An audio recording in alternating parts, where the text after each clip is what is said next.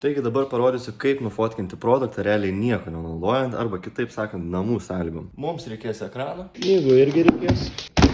Nu ir galiausiai produktas. Produktas gali būti bet koks realiai. Šį kartą galima pasirinkti tiesiog kvepaliukus.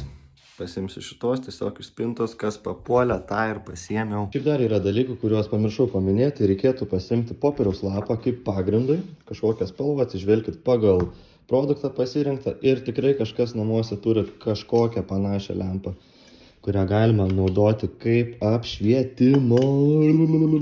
Labai svarbus dalykas tai, kad reikia nuvalyti pirštų antspaudus, kad jokių tokių dalykų nesimatytų ant produktų, turi būti idealiai. Visada nuvalom produktus. Na štai, turim ir produktą paruoštą, turim ir setupą paruoštą, tai pasirinkau foną, pasidariau per visą ekraną ir nereikia jokios studijos. Va, čia pasidedi, apšvietimas labiau iš priekio, kad mes matytume pavadinimą. Va, viską pasiruošėm ir galim fotkinti. Nebūtina turėti profesionalų fotiką, galima tikrai ir su telefonu daryti.